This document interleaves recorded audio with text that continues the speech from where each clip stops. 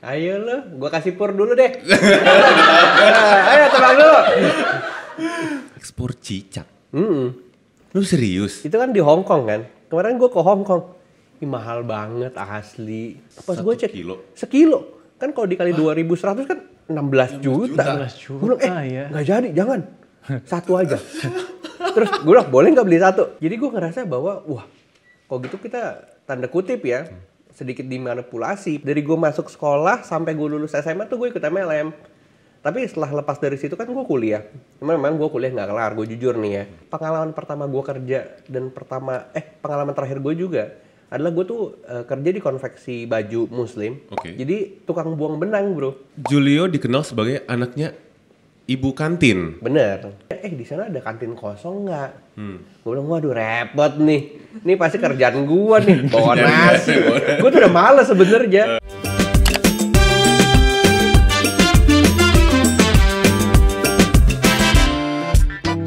Di tengah gemparnya cara kita mencari cuan, tahu nggak warga bangsaku? Ada satu cara supaya kamu bisa dapat cuan lumayan loh dari bisnis ini. Nah hari ini Michael di podcast bangsaku sudah hadir bersama Eric dan juga Julio Ekspor. Wow, Rame ya luar penontonnya biasa, ya. rame penontonnya. Ini penonton 50 ribuan semua nih. Boleh tepuk tangan Ayo lagi dong. ayo, semuanya. Makin rame kan? Ini susah loh dapat jadwalnya Julio Ekspor nih. Masa sih? Ih, Bapak baru nyampe kan? Tadi Iya. dari Hong Kong bukan? Hong Kong, Malaysia nih baru touchdown. Tuh beda kalau orang ekspor nyampe lah ya ke sini. langsung udah nyampe langsung ke luar bangsaku. biasa. Luar biasa, soalnya penting banget nih undangan nih. Penting banget dong Pak. Iya, Kita kan pengen betul. tahu gimana Bapak menjalankan bisnisnya supaya cuan gitu kan. Boleh. Bisa share-share ke warga bangsaku Boleh, kita di siap sini. wargaku. Wargaku, siap warga bangsaku. bangsaku. Oke, Jul. Dengar-dengar baru ulang tahun ya kemarin ya? Iya, sekarang tanggal berapa ya? Wah, happy birthday. Wih, happy birthday dong. Happy birthday. Kuenya mana kuenya guys? Enggak, kadonya aja, jangan kadonya aja. Kadonya aja boleh, jangan kue. Waduh. Thank you ya. Iya. Semoga lancar semua bisnisnya, Amin, ekspornya amin. gitu. Amin. Nah, Jul, kita tuh undang lu ke sini karena kita tuh penasaran. Karena gini ya, gua sebagai orang awam mendengar kata ekspor. Bayangan gue cuman, oh ini orang kaya nih, pasti privilege-nya banyak nih, Iya, pasti betul, orang tuanya betul. banyak modalnya Iya, nih. gubernur gitu. orang tuanya. Iya. Ada gue soalnya pernah tuh dibilang, wah ini mah Julio bapaknya gubernur nih. Gue bilang, Oh, iya. amin deh Amin. anak jadi gubernur. Tapi bener nggak? Enggak lah, gimana lo. Gubernur yang ke nanti lah ya. Nanti lah. Nanti. Tapi bener nggak privilege keluarga tuh bantu lu jadi besar kayak gini bisnis ekspornya? Sebenarnya sih nggak ada hubungannya karena memang keluarga gue backgroundnya nggak ada yang ekspor sama sekali kan. Oh malah nggak ada? Nggak ada, cuman memang gue ngeliat tuh dari bokap itu tuh selalu ngajarin gue dari kecil kalau misalnya lu pengen jadi sukses, lu tuh harus ngelakuin sesuatu. Misalnya contoh nih, gue hari Minggu nggak ngapa-ngapain, dia bilang lu bangun pagi. Gue bilang nggak ada ngapa-ngapain juga kan hari ini.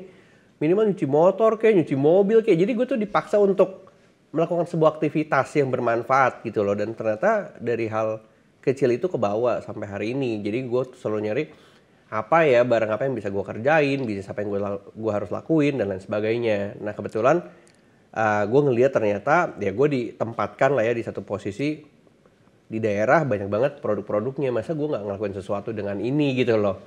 Nah gue kulik ternyata akhirnya ujung-ujungnya ekspor. Oh dari situ awalnya titiknya. Betul. Jadi ya privilege-nya adalah orang tua tuh selalu ngajarin kayak lu tuh harus lakuin sesuatu dan jadi bermanfaat. Nah itu kan gak selalu orang tua ngajarin itu ke anaknya kan. Nah menurut gue itu privilege juga. Oke. Jadi hari Minggu jangan tidur terus Jangan tuh. tidur terus. Iya, Minimal bener. cuci mobil. Cuci mobil, Nanti ya cuci Mike ya. makan, Cuci kek. mobil ya. Makan Iya, ayam siap. kek, Siap. apa Nanti kek. Minggu gue cuci mobil. Oke. Iya. Yang mau mobilnya mau cuci datang ya ke rumah gue. Siap. Gue juga pengen deh. Langsung gue bisnisin gue 100.000 gitu ya. Iya, Oke. iya. Nah berarti itu titik awal mula supaya lu rajin dan membuka peluang ibaratnya gitu ya. Iya karena bilangnya apa ya. Gue selalu punya satu pandangan bahwa semua apapun gitu ya yang kita lihat dengan mata kita ada orang yang kaya banget dari situ. Misalnya nih, mic nih, ada yang jualan ingredient mic-nya atau bahan baku raw material mic-nya juga ada yang kaya dari situ. Ada yang jadi distributor mic-nya ada yang kaya dari situ. Meja, lampu ada yang kaya dari situ gitu loh. Tapi kan gue dari sisi bisnis melihat bahwa ada produk atau ada satu industri yang sebenarnya besar sekali market cap-nya tapi nggak banyak yang mau sentuh. Yaitu adalah komoditas, adalah hasil alam. Makanya waktu gue pergi ke Maluku di 2016, gue ngeliat banyak banget kelapa di sana tuh nggak diolah dan dibuang-buang sama mereka. Buang aja gitu. Gue ngerasa kayak ini kan uang gitu loh. Nah makanya di situ akhirnya gue lama tuh di sana sekitar 1 tahun. Akhirnya gue kulik, ternyata permintaannya bukan lokal, kebanyakan permintaannya adalah luar negeri. Nah di situ lah akhirnya gue mulai jajaki ekspor di 2016. Oke. Nah, ekspor barang yang lo ekspor pertama kali itu apa? Itu si kelapa. Si kelapa itu? Iya, jadi gue tuh awal mulanya ya, di 2015 gue tuh jualan arang ke tukang sate. Oke. Jadi gue tuh yang ngambil dari pasar, terus gue bakar, gue jual, untungnya cuma sekitar 300 sampai 500 perak per kilo kan. Akhirnya gue ngerasa kalau gue untung banyak, gue harus jual kuantiti tuh kuota lebih banyak lagi. Akhirnya gue jualan di restoran. Gue kulik-kulik, gue tawar door to door di restoran di Ancol. Itu banyak tuh kayak Bandar Jakarta, Rumah Kayu Ancol. Gue bawa tuh sendiri tuh dari Cirebon ke Jakarta. Tapi gue akhirnya ngerasa bahwa, wah kalau kayak gini gue bisa, bilangnya apa ya, gue nggak bisa besar gitu loh. Lu bayangin dari jam 12 malam gue harus jalan, gue unloading jam 5 pagi, balik ke Cirebon begitu terus per 3 hari. Ini kan capek sekali kan. Akhirnya gue ngerasa bahwa ada harus nilai yang ditambahkan di dalam produk ini. Gue kulik-kulik ternyata jadi briket. Jadi si arangnya buat uang sate buat jadi yang sisa. Masuknya dalam industri rokok. Nah di sini ternyata nilainya berkali-kali lipat lebih tinggi dibandingkan cuma sekedar jual arang. Ya akhirnya gue mulai berangkat ngulik produk briket dan diekspor pertama kali di 2016.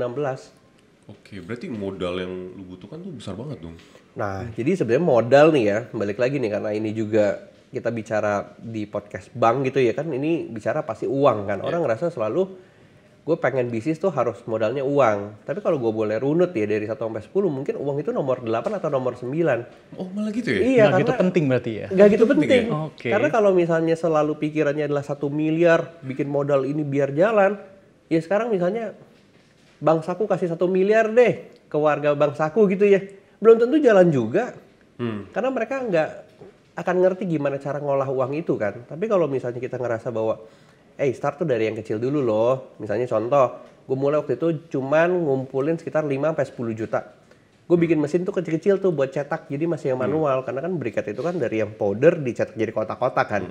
Nah itu akhirnya gue presentasikan ke investor-investor, ke teman-teman orang tua dan lain-lain. Tapi kan banyak yang bilang, wah enak teman orang tua kaya makanya bisa dipresentasiin. Lah sekarang ada internet, zaman 2016 nggak kayak sekarang. Nggak kayak sekarang ya? Iya, sekarang crowdfunding aja ada di online kok. Dulu kan harus door to door kan. Nah makanya buat gue tuh nggak bisa dijadikan alasan uang itu tuh jadi segalanya.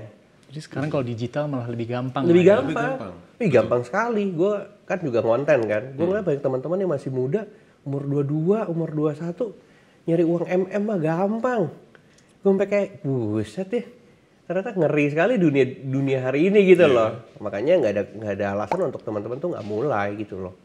Gimana, Rick? Tertarik nggak? Saya sih tertarik banget ya untuk ekspor. Dan biasanya kan harus yang apa ya, lebih lah ya, apa yang kita lebih gitu kan. Kalau saya itu pengen ekspor gula.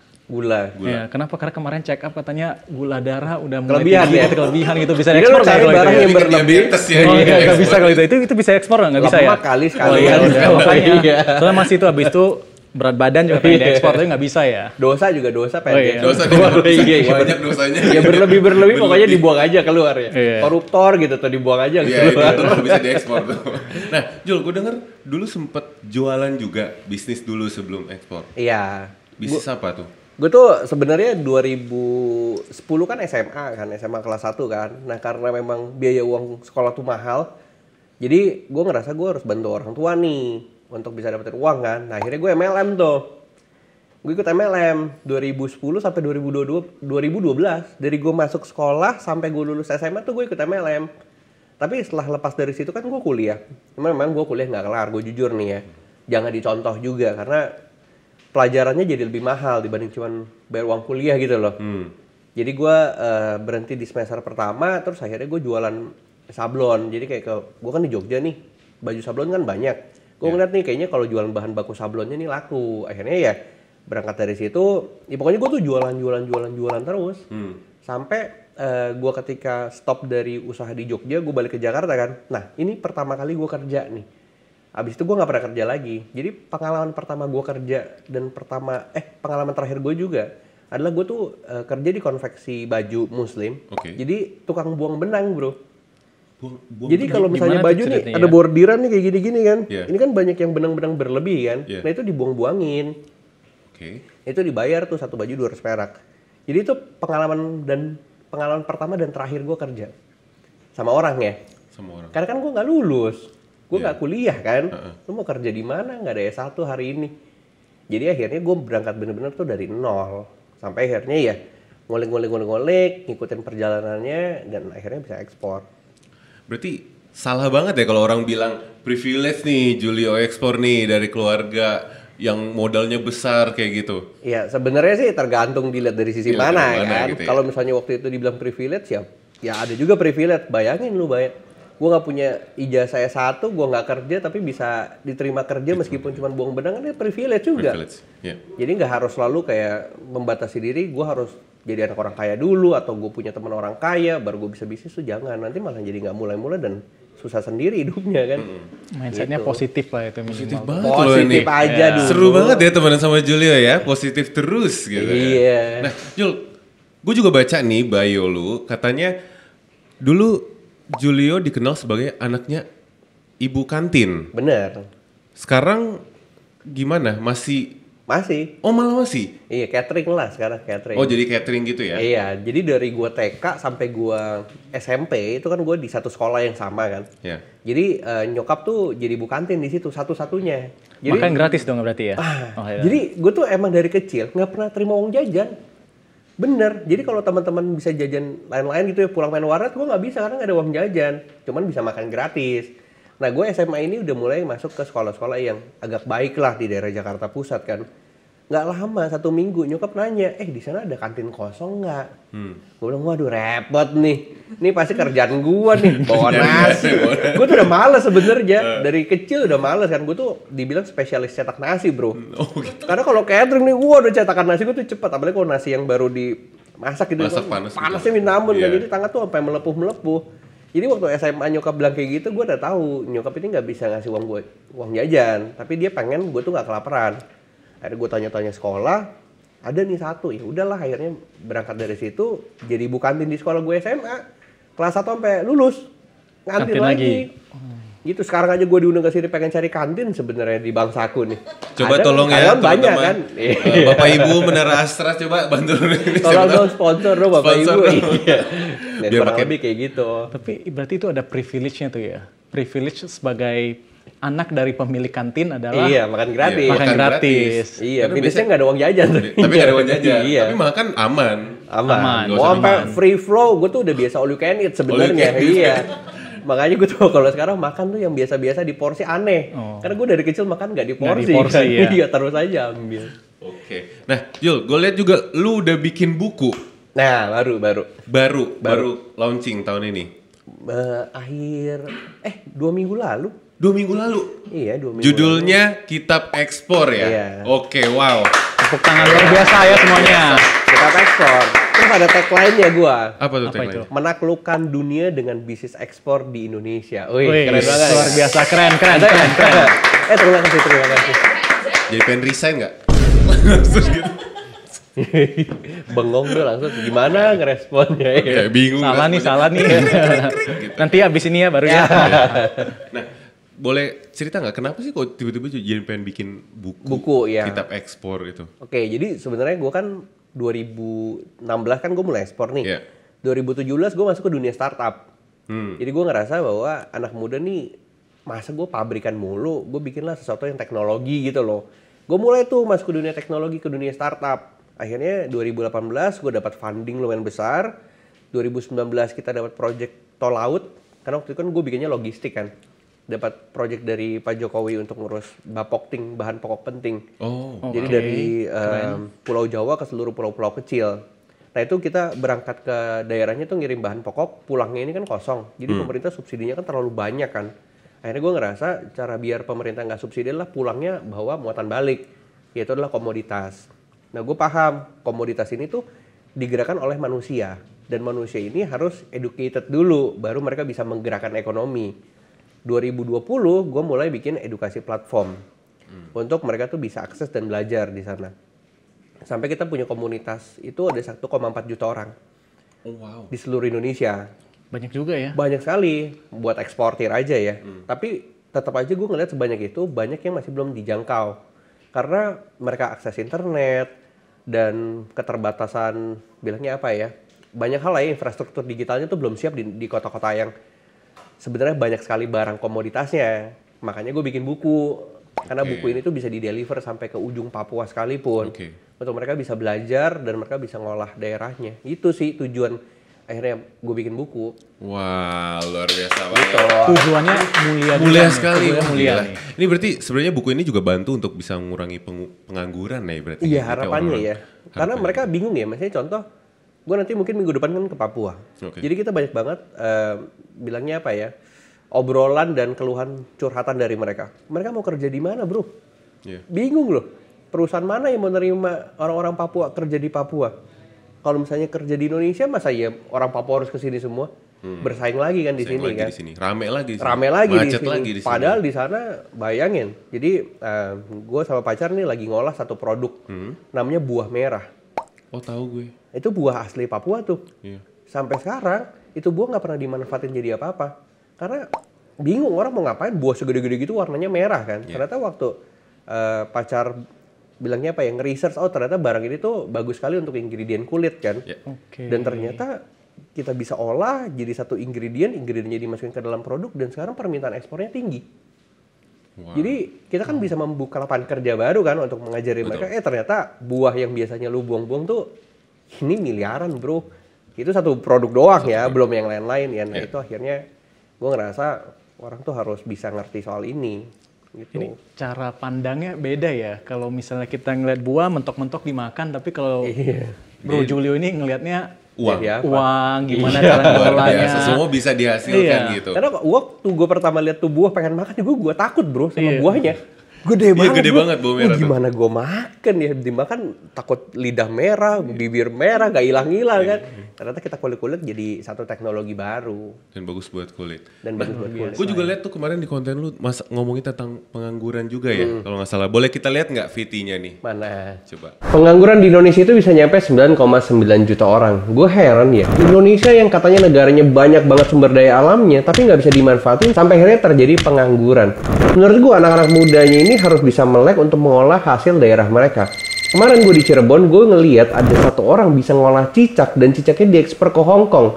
Ada juga ojek online yang berhasil bisa ekspor kopi ke Australia. Menurut gue, ini pekerjaan bukan satu orang. Kalau misalnya kemarin ada ekspor cicak, itu mereka udah melibatkan sekitar 30 orang di daerah mereka. Jadi sebenarnya menurut gue, kalau orang-orang bisa melek ekspor, nggak ada lagi tuh yang namanya pengangguran. Dan bisa manfaatin hasil alam Indonesia untuk jadi keuntungan yang luar biasa buat kalian. Ekspor cicak?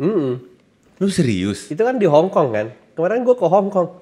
Ini mahal banget asli. Di rumah gue banyak banget. Iya, tapi abis itu nyamuknya jadi banyak. Iya sih. Takut sih gue kalau cicak. Ekosistemnya rusak sebenarnya memang gue akui. Jadi nyamuknya berkeliaran di mana-mana, tapi jadi uang kan. Dan ternyata yang gue bingung tuh ada yang mau ya untuk membeli itu. Itu yang gue tuh masih nggak nyangka gitu. Kemarin ya gue di Hong Kong lucu nih kejadian. Jadi di belakang hotel, gue kan nyampe malam kan. Jadi gue jalan nyari makan, ternyata ya memang toko pada tutup. Ya kayak pecinan gitu loh. Pas pagi gue keluar, ternyata ini toko-toko, gue pikir toko rempah-rempah. Jadi kayak ibarat kata apa ya, tokonya tuh kayak toko emas. Jadi mereka tuh yang ada teralis-teralisnya. Gue ngerasa kayak, ini apaan? Emas bukan, apa bukan kan? Pas gue cari, gue masuk ke dalam ternyata barang-barang kayak gitu bro, barang-barang aneh. Kayak tripang lah, cicak lah, burung walet biasa lah ya. Tapi kan itu semua hampir dari Indonesia kan. Jadi yang gue lihat tuh cicak dan tripang. Gue cek mahal banget. Jadi pacar gue bilang, beli buat konten katanya. Gue bilang oke. Buka toples dia, gue tanya, gue mau 1 kilo. Dia bilang, yakin sekilo? Harganya bro, itu 8.000 Hong Kong dolar.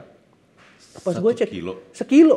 Kan kalau dikali 2.100 kan 16 juta. Gue bilang, nggak jadi, jangan. 1 aja. Terus gue bilang, boleh nggak beli 1? Whatever kata salesnya. Udah males dia juga kan, dari sekilo jadi 1. Dari sekilo jadi 1. Ditimbang 1 gram. Terus ya gue bilang, satu lagi deh, biar aku coba juga satu-satu. Satu bayangin 400.000. Cuma 2 biji tuh. 2 biji kecil banget. Itu belum cicak. Kalau cicak gue udah geli duluan ya. Iya. Tapi buat mereka tuh katanya direbus terus akhirnya diminum buat jadi kesehatan. Nah si teripang ini juga gue kan pikir tinggal langsung dimakan kan. Ternyata nggak bisa. Mereka harus direbus dulu buat jadi obat gitu loh. Dan ternyata gue tanya mostly dari Indonesia. Di Indonesia gue banyak banget ya. Iya, gue kan kontenin kan. Terus banyak yang komen kayak gini. Loh, di daerahku sekilo 80.000. Ini sekilo 16 juta. Gue bilang, buset. Ini mah emas nih namanya. Waduh, luar Lu ngeruk biasa emas ya. kan. Dari Iya. Indonesia teripang segitu banyak dijual ke sana 16 juta. Ya akhirnya memang ada grade-grade-nya. Yang paling murah 13 juta. Ya kalau kita anggaplah sekilo yang paling murah di sini 200.000 deh. Di sana 13 juta kan tetap uang. Itu udah berapa puluh ribu persen ya? Makanya udah kayak Lipat ya kurang lebih 10 kali orang tuh lebih udah ya. kayak nemu Bitcoin tuh.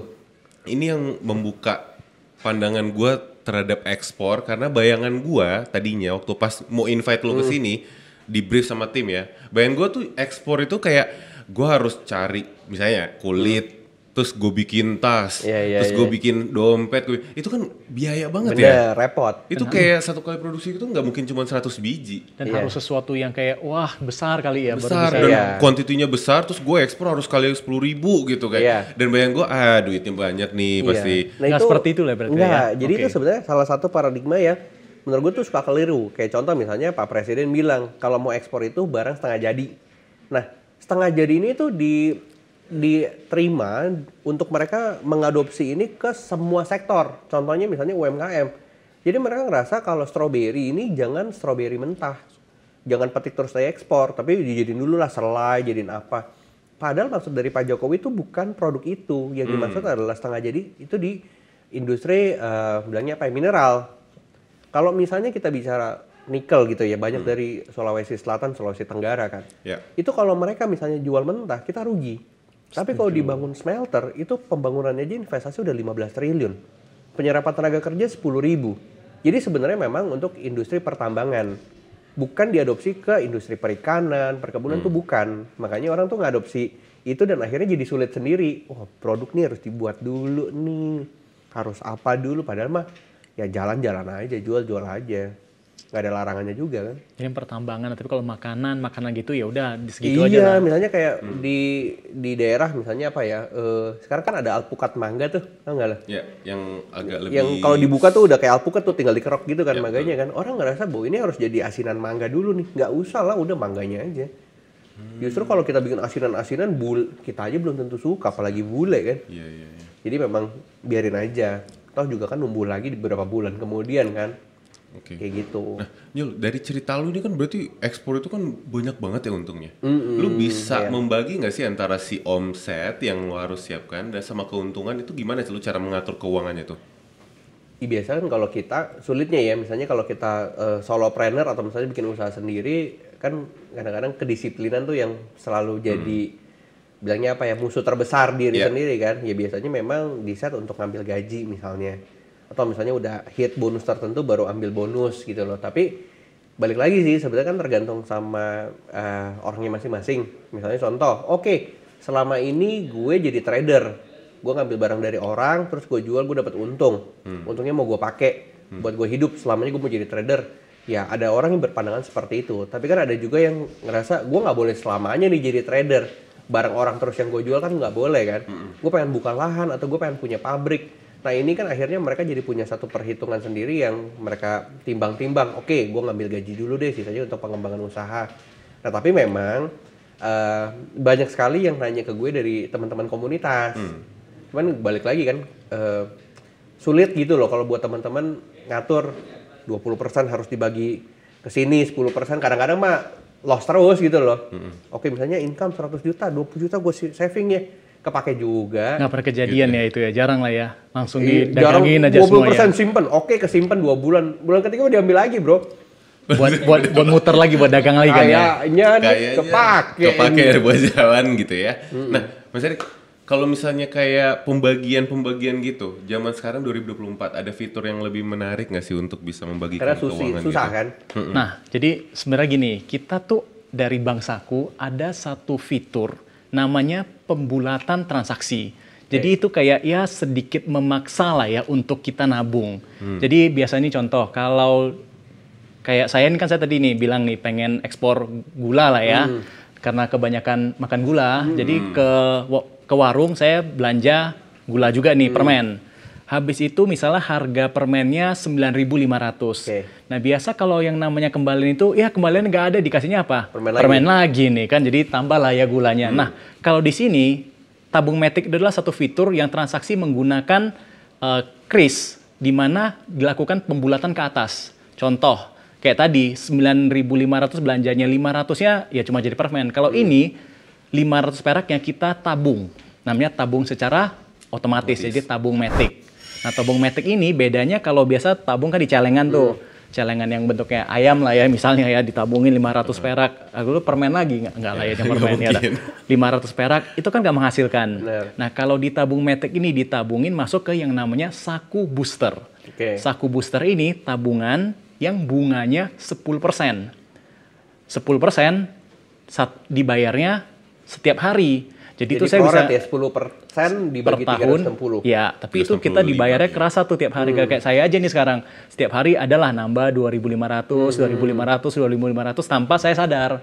Tapi tiba-tiba ya lagi denger nih info dari Bro Julio, trading nih yang seru nih. Waduh, baru deh dari tabungan itulah mendadak ya kan bisa digunakan juga untuk keperluan mendadak. Berarti kalau misalnya dia masuk ke dalam tabungan gitu ya, berarti ini dua tabungan yang berbeda ya dengan saldo utama ya? Berbeda. Jadi ini satu yang otomatis masuk ke namanya saku booster. Tapi kalau misalnya kan kita di sini namanya bank saku ya, jadi juga banyak-banyak sakunya lah. Kita ada saku transaksi, saku nabung. Ya kalau misalnya dibikin lah ya namanya saku untuk ekspor cicak, saku untuk bisa ya? Itu bisa banyak tuh saku-sakunya. Jadi mereka bikin saku sendiri gitu ya? Personal saku, saku nabung, saku kebutuhan sendiri. Wow.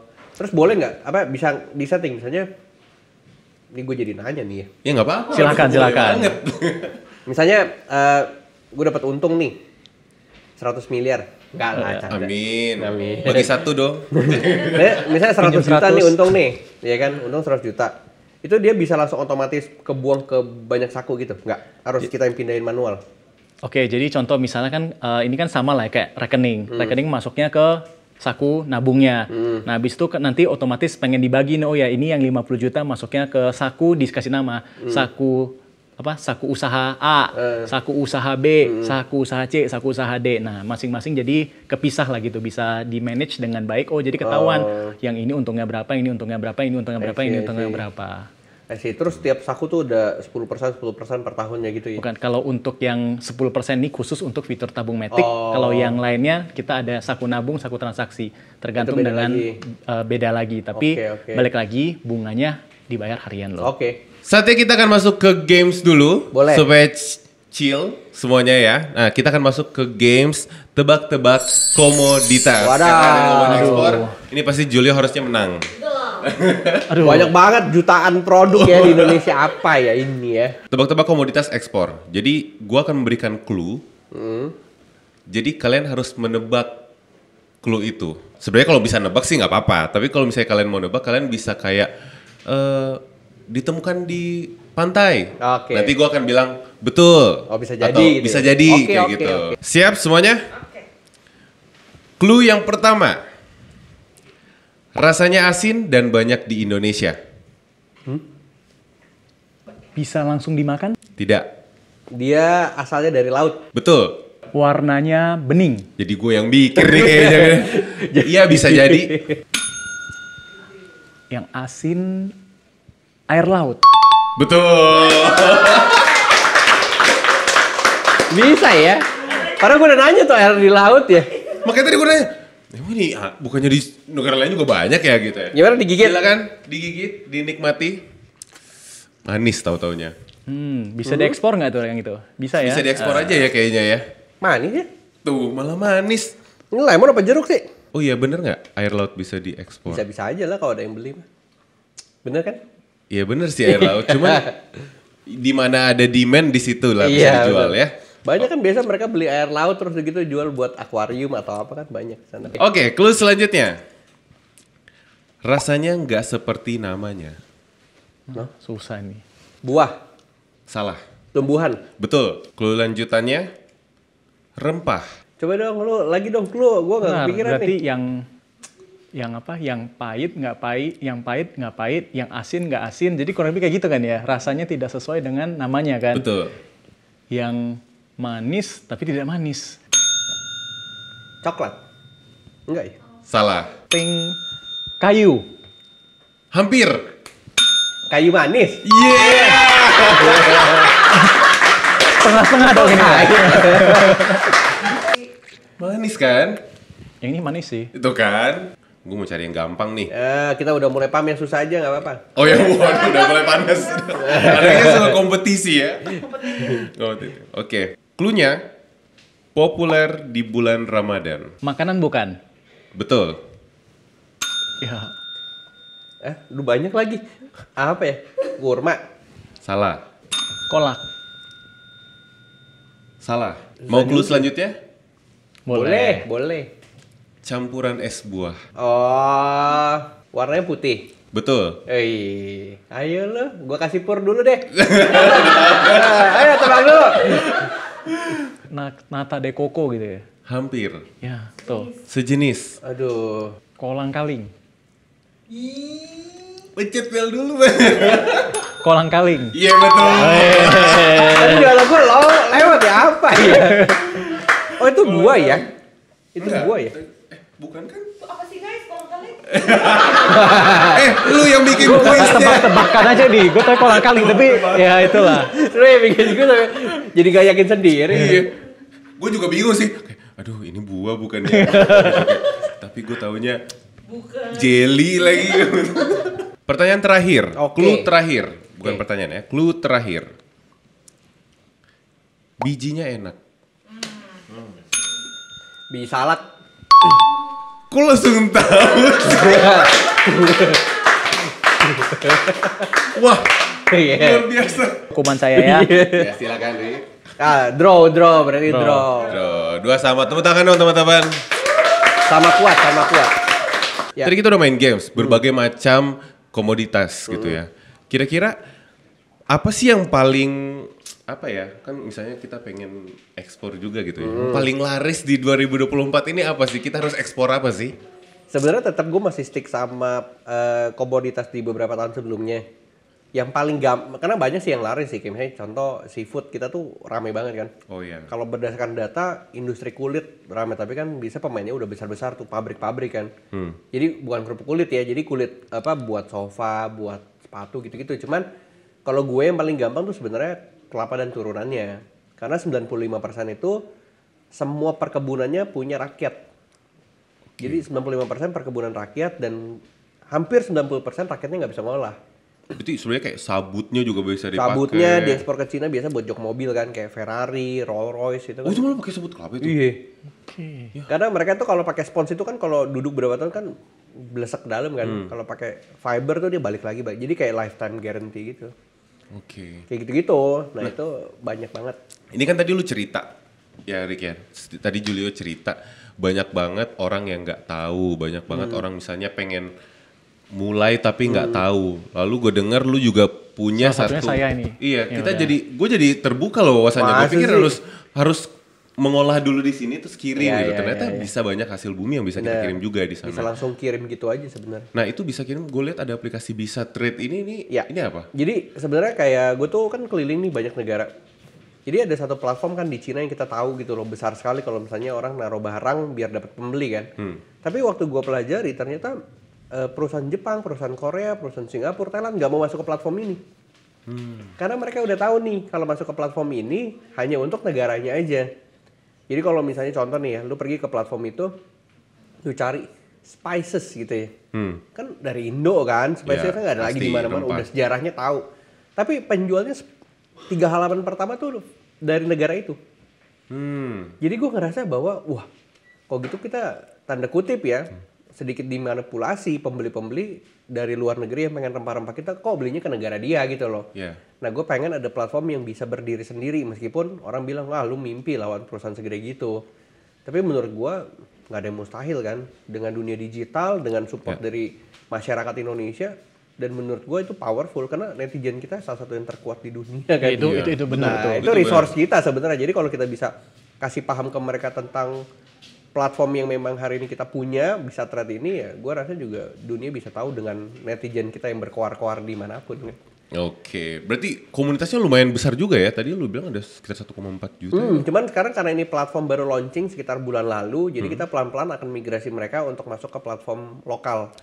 Cuman memang gue kan banyak keliling nih beberapa negara untuk memasarkan produk mereka lewat platform itu. Jadi kayak gue keluar negeri tuh udah bawa satu ransel isinya semua komoditas. Jadi gue nggak tawarin satu-satu, gue puyeng. Begitu kan enak, Mister mau yang mana nih, tinggal lihat aja gitu. Berarti lu bisa dong ya kalau misalnya ada komunitas gini. Tapi sekali bawanya banyak Iya, gitu ya, jadi kita tawarnya banyak jangan cuma gitu satu, loh, pembelinya banyak. banyak kok, banyak sekali pembelinya. Banyak pembeli. Berarti kalau komunitas gini kalau dibikin grup chat gitu seru bisa tuh buat ya. deposito juga ya. Iya, enak. Jadi ada platform di fitur di Bank Saku namanya Busposito juga. Apa tuh? Busposito tuh gimana Rick? Coba jelasin Rick. Kalau bus itu Daripada lu yang kayak salah ya. seru banget ya. Gua takut kayaknya nih. salah. Oke. Nah, tadi kan itu tabung Matic ya, kita adalah Yang bank lu selisih-selisih. pertama di Indonesia yang punya fitur itu. Wih, bank pertama tepuk tangan guys. dong. Luar biasa. Tabung otomatis.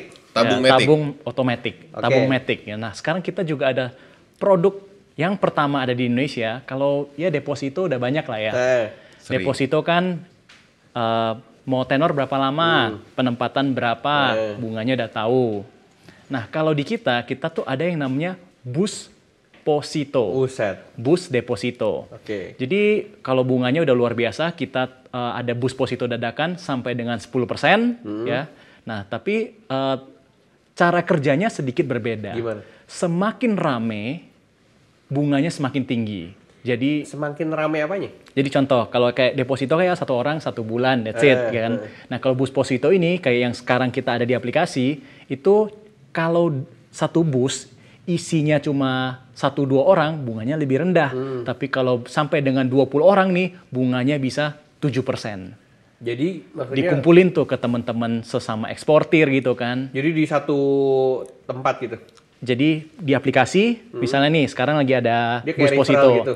Nggak, jadi sekarang tinggal login ke aplikasi, saya akan ngajak, bro ikut yuk Busposito. Nah kita kan berdua, nanti bro ngajak lagi nih teman-teman semua, ataupun nanti dari Bro Michael juga ikut juga nih. Oh ya udah, jadi total kalau rame itu berangkat busnya, bunganya lebih tinggi. Oh, tapi dia startnya mesti di waktu yang sama.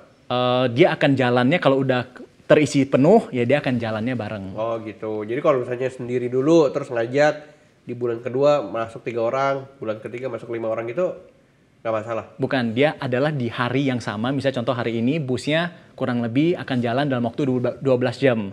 Jadi dikasih waktu nih buat kumpulin orang sebanyak 12 jam. Nah kalau misalnya udah penuh ya otomatis maksimalnya busnya berapa? Nggak bisa dong 10.000 orang. Nah kita misalnya satu bus 20 orang, dia langsung berangkat, bunganya semuanya tuh dapat sebesar 7%.